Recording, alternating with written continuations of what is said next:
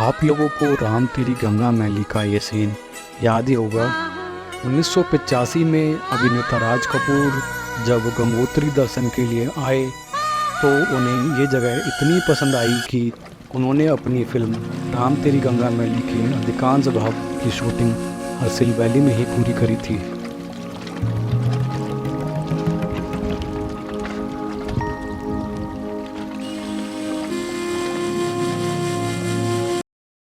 नमस्कार, आज हम आपको लेकर चल रहे हैं 1985 की सुपरहिट फिल्म राम तेरी गंगा मैली के प्रमुख शूटिंग स्थल हर्सिल में।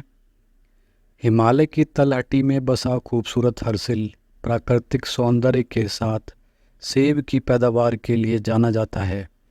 चारों तरफ हरियाली और बहती हुई गंगा इस स्थान को साक्षात स्वर्ग का रूप प्रदान करती है। यहाँ आपको चारों तरफ वृक्ष ही वृक्ष नजर आएंगे। इन हरे भरे वृक्षों के सहारे हिमालय की बर्फीली चोटियों को देखना अपने आप में काफ़ी रोमांच भरा है।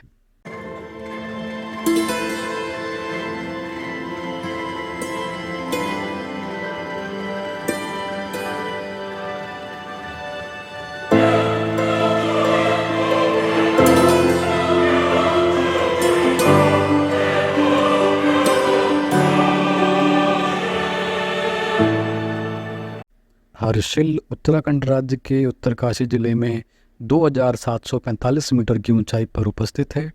इसकी उत्तरकाशी से दूरी लगभग 78 किलोमीटर की है और गंगोत्री राष्ट्रीय उद्यान से लगभग ये 30 किलोमीटर की दूरी पर उपस्थित है। ये अपने प्राकृतिक वातावरण और सेब के उत्पादन के लिए जाना जाता है। यहाँ की प्राकृतिक सुंदरता देखते ही बनती है। गंगोत्री जाने वाले अधिकांश यात्री हर्सिल की सुंदरता का आनंद लेने के लिए यहाँ रुकते हैं। अप्रैल से अक्टूबर तक आप हर्सिल कभी भी आ सकते हैं। इसके बाद यहाँ भारी बर्फबारी होती है, जिसके कारण यहाँ पहुँचना थोड़ा मुश्किल हो जाता है।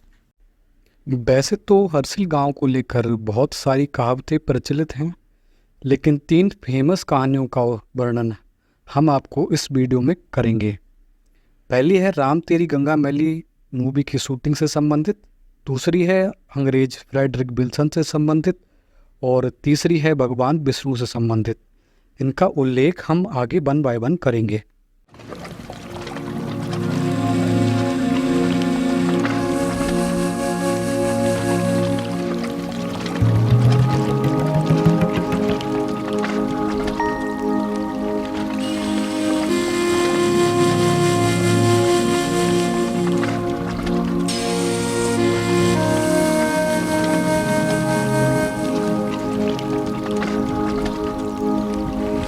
यहाँ पर अभी भी आपको पुरानी शैली में बने हुए लकड़ी के घर देखने को मिल जाते हैं। अत्यधिक पर्यटक होने के कारण भी गांव एकदम साफ सुथरा है। हर्सिल की छोटी छोटी गलियों से गुजरते हुए पोस्ट ऑफिस की लोकेशन पूछते हुए पर्यटकों को आसानी से देखा जा सकता है। गली के दोनों तरफ स्थानीय लोगों ने सेब के पेड़ लगा रखे हैं। हम लोग भी जा रहे हैं हर्सिल के पोस्ट ऑफिस को देखने के लिए। वर्ष 1985 में फिल्मकार राज कपूर ने यहाँ पर राम तेरी गंगा मैली फिल्म की शूटिंग की थी। अपनी चिट्ठी का इंतज़ार करती हुई नायिका इस पोस्ट ऑफिस पे आकर डाक बाबू से अपनी जानकारी हासिल करती है। ये सीन फिल्म का मुख्य हिस्सा था, जिसे हर्सिल के पोस्ट ऑफिस पे फिल्माया गया था। उत्तराखंड सरकार ने मंदाकिनी और साथी कलाकार से संबंधित एक सीन यहाँ पर डिस्प्ले किया गया है।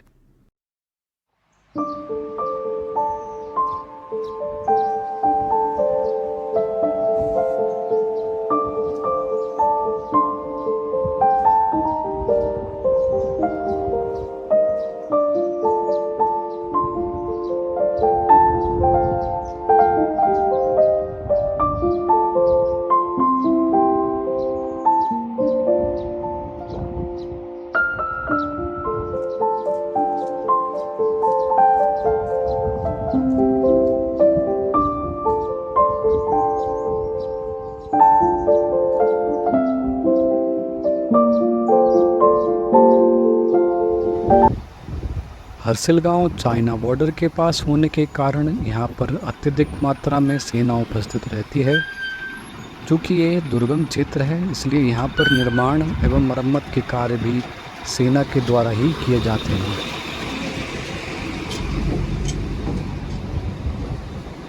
वैली के बीच में से बहती हुई भागीरथी का शांत और अविरल प्रवाह हर किसी को आनंदित करता है। पूरी घाटी में नदी, नालों और जलप्रपातों की भरमार है। हर कहीं दूधिया जल की धाराएं इस घाटी के मौन को तोड़ने में लगी हुई हैं। नदी झरनों के सौंदर्य के साथ साथ इस घाटी के सघन देवदार के वन मनमोहक हैं। जहाँ तक दृष्टि जाती है वृक्ष ही वृक्ष दिखाई देते हैं। यहाँ पहुँचकर आप इन वृक्षों के नीचे अपनी थकान को मिटा सकते हैं। वनों से थोड़ा ऊपर दृष्टि पड़ते ही बर्फ़ से लदे पहाड़ों का आकर्षण देखते ही बनता है।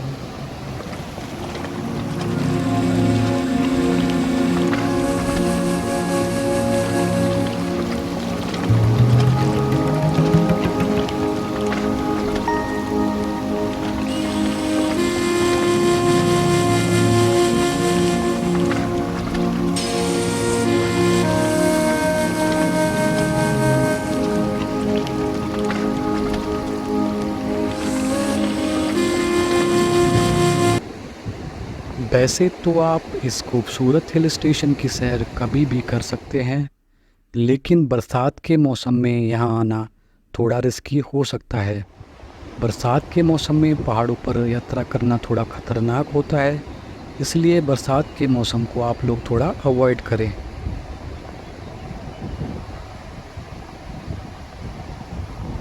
अगर आपको हर्सिल में बर्फ़ देखनी है तो यहाँ पर आप सर्दियों में आ सकते हैं।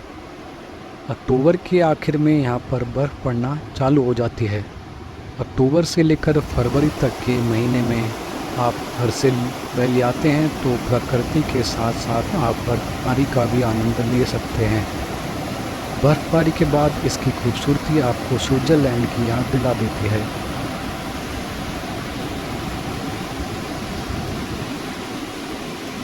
बात करें रूट की तो अगर आप हवाई मार्ग से आना चाहते हैं तो निकटतम एयरपोर्ट देहरादून में जॉली ग्रांट एयरपोर्ट है। यहाँ से आप लोकल टैक्सी लेकर आ सकते हैं। और अगर आप ट्रेन से आना चाहते हैं तो निकटतम रेलवे स्टेशन ऋषिकेश है, जहाँ से आप बस या टैक्सी लेकर आ सकते हैं।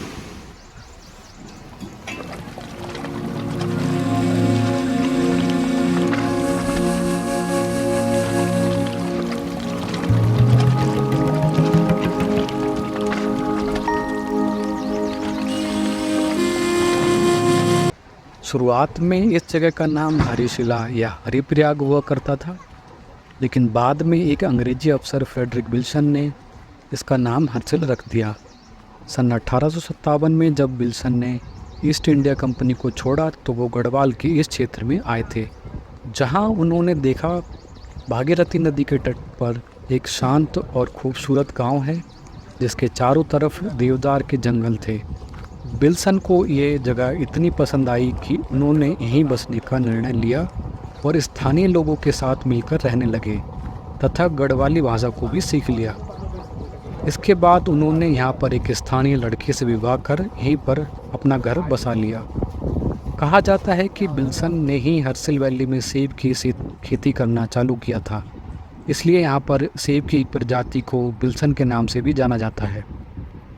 पुराने विल्सन हाउस में साल 1997 में किन्हीं कारणों से आग लग गई थी और वह पूर्ण रूप से जलकर खाक हो गया था। आज उसकी जगह पर नया विल्सन हाउस बनाया गया है जो कि वन विभाग के अधीन है। अगर आप विल्सन के बारे में अधिक जानकारी चाहते हैं तो आप उसकी book the king of Harsil पढ़ सकते हैं।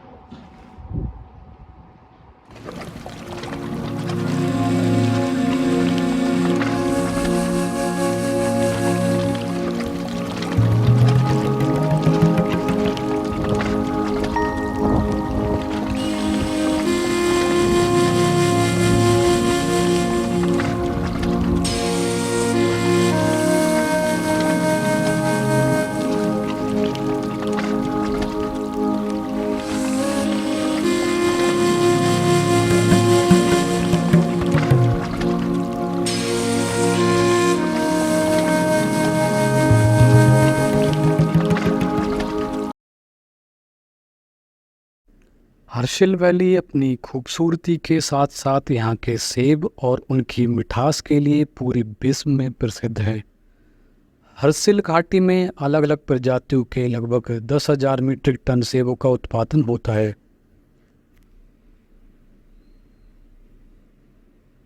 अभी पेड़ों पर फूल लग चुका है और इनकी निराई गुड़ाई का काम चल रहा है।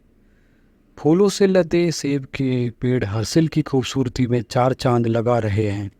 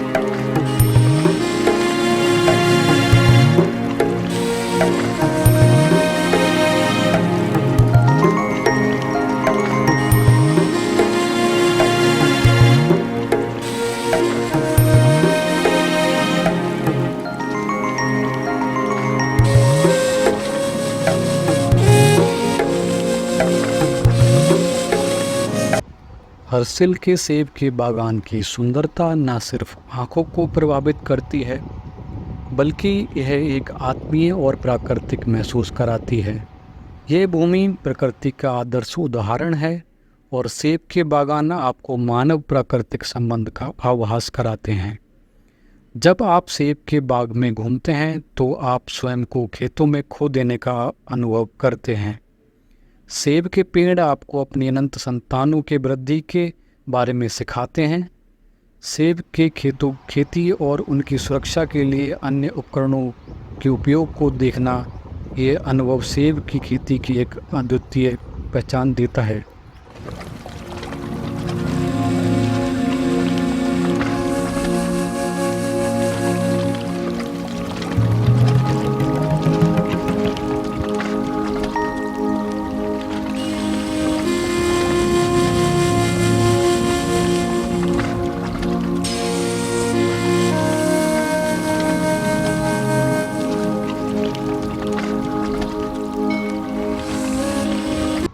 हर्षिल को पहले हरिशिला क्यों कहा जाता था, इसके पीछे एक कहानी प्रचलित है। इस कहानी के मुताबिक एक राक्षस हुआ करता था जलंधर, जिसे कई देवी देवता मिलकर भी नहीं हरा पा रहे थे। इस राक्षस की पत्नी हुआ करती थी वृंदा, जो कि भगवान विष्णु की अनन्य भक्त थी। अब सभी देवता मिलकर भगवान विष्णु के पास गए। उन्होंने देवगणों को बताया कि आपकी सहायता तो भगवान विष्णु ही कर सकते हैं। इसके बाद सभी देवगण भगवान विष्णु की शरण में जाते हैं और उनसे मदद मांगने लगते हैं। भगवान विष्णु जलंधर का वध करने के लिए उसका रूप धारण कर लेते हैं और उसका वध कर देते हैं। जलंधर की मृत्यु होते ही श्री हरि अपने रूप में आ जाते हैं और अपने पति की जगह वृंदा किसी और को देखकर अत्यंत दुखी हो जाती है, जिसके बाद क्रोधित वृंदा भगवान विष्णु को श्राप देती है कि वो पत्थर के बन जाएं, अर्थात पाषाण बन जाएं। कुछ समय बाद जब वृंदा को एहसास होता है कि उसने अपने आराध्य को श्राप दे दिया है, तो उन्हें अत्यंत दुख होता है, जिसके बाद भगवान विष्णु ने उनके आगे शादी का प्रस्ताव रखा और उन्हें अपनी चौथी पत्नी बनाने का निर्णय लिया। अपने आराध्य की पत्नी बनने को वृंदा राजी हो जाती हैं। इसके बाद भगवान विष्णु उनसे विवाह कर लेते हैं और उन्हें तुलसी के रूप में स्वीकार कर लेते हैं। इसके बाद भगवान विष्णु ने यह भी कहा कि जब मेरी पूजा शालिग्राम के रूप में होगी तब वह तुलसी के बिना अधूरी मानी जाएगी। इसी कारण इस जगह का नाम हरिशिला पड़ा, जिसे बाद में हम लोग हर्षिल के नाम से जानते हैं। आज का ब्लॉग यहाँ पर समाप्त होता है। मिलेंगे फिर एक नया ब्लॉग लेकर। तब तक आप इस ब्लॉग को एंजॉय करें। और चैनल को सब्सक्राइब करें और वीडियो को शेयर करते रहें।